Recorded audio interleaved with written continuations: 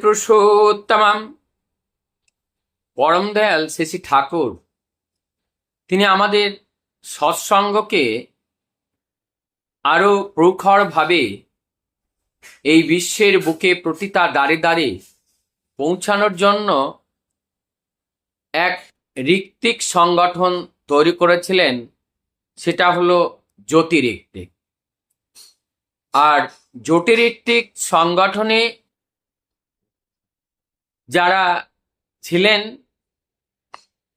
অধিকাংশই তারা যেমন সন্ন্যাসীদের জীবন আমরা পূর্বে গৌরাঙ্গ মহাপ্রভুর সন্ন্যাস ধর্মে দেখতে পাই, যে বিধিবিধান একটা সন্ন্যাসী সম্পূর্ণরূপে গৃহত্যাগ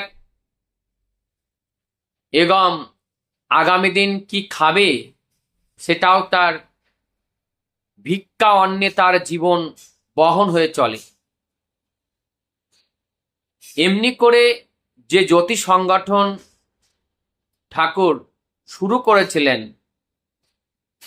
সেটা পরবর্তীতে আর ধারাবাহিকভাবে প্রবাহমান হয়ে যে কোনো কারণবশত সেটা আর চলতে পারেনি। পরম দয়াল শ্রী শ্রী ঠাকুর তিনি এক জায়গায় বলছেন যে আমরা সৎসঙ্গের মধ্যে কেউ যদি চায় যে আমি আজীবন ব্রহ্মচার্য পালন করব, আমি বিবাহ ধর্ম গ্রস্ত ধর্ম গ্রহণ করে চলব না, যেহেতু পরম দয়াল এই কলিযুগে গৃহস্থ আশ্রমের কথাই তিনি বললেন, আর তিনি জোর করে বললেন আমি জঙ্গলের সন্ন্যাসী চাই না, আমি ঘরের সন্ন্যাসী চাই। এর মূলে লুকিয়ে আছে, তিনি জানতেন কলিযুগে আমরা জানি আমাদের অন্নগত প্রাণ, যোনিগত মন, তাই এই মনটাকে এই জগতের থেকে ফিরিয়ে নিয়ে জগৎ পিতার দিকে করা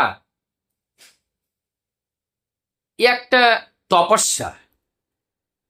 তাই সেই তপস্যায় কেমন করে আমরা জয়ী হতে পারি, বর্তমান জীবের মধ্যে তার ধর্মপরায়ণ ভাবনা এবং অধর্মপরায়ণ ভাবনার সঙ্গে, এবং আমরা অন্য কথায় বলতে পারি দেব বা দেবতার সঙ্গে নিরন্তর যুদ্ধ হয়ে চলেছে এবং অসুরের সঙ্গে দেবতার যুদ্ধ হয়ে চলেছে। এ মন্থন নিরন্তর আমাদের প্রত্যেকের মধ্যে চলছে। এই যুদ্ধে আমাদের জয়ী হতে হবে।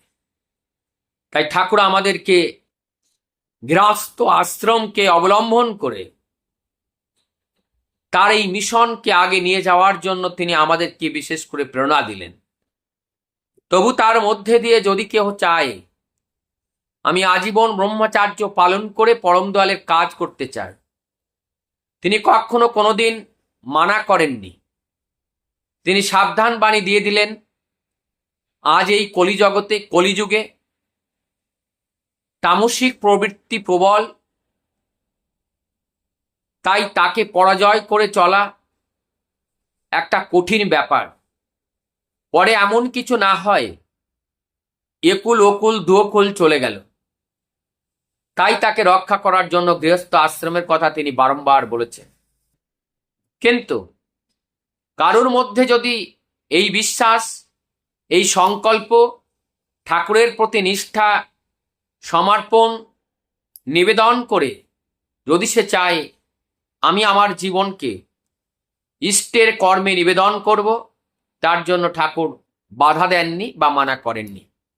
তার জন্য করতে আমরা পারি, যার ইচ্ছা সে করতে পারে। কিন্তু তিনি বারবার করে সাবধান দিলেন, করে যেন তুমি বিফল মনোরথ হয়ে না। করার পরে এখানে তুমি পা রাখলে, কিন্তু রাখার পরে তোমার মন যেন আবার এই সংসার মাঝে, এই কামনা বাসনার মাঝে তুমি যেন আবার ঢুকিয়ে দিয়ে ফেঁসে পড়ো না, তাহলে কলঙ্কে জড়িত হবে। তাই সেই কলঙ্ক থেকে মুক্ত হওয়ার জন্য তিনি গৃহস্থ আশ্রমের কথা আমাদেরকে বারংবার বললেন। তাহলে আমরা তার কথা যে যেমনভাবে পালন করে চলতে পারি আমরা তেমনভাবে পালন করে চলব। আমাদের জীবনের উদ্দেশ্যই হলো তাকে গ্রহণ করে চলা। মোক্ষ প্রাপ্তির অর্থই হলো যে শুধু একমাত্র আমার চিত্তে তিনি ছাড়া আর কেহ নয়, আর কেহ যেন না থাকে। এটাই হলো মোক্ষ প্রাপ্তি। মোক্ষ মানে আমাদের জীবনের মুখ্য, তার সঙ্গে চলা, তাকেই চিন্তা করা, তাকেই ভালা, তার কথা বলা। তিনি ছাড়া আমার জীবনে আর কিছুই নাই। এটাই আমরা যদি বহন করে চলতে পারি, কিন্তু সেটাই হলো আমাদের জীবনের মুখ্য প্রাপ্তি।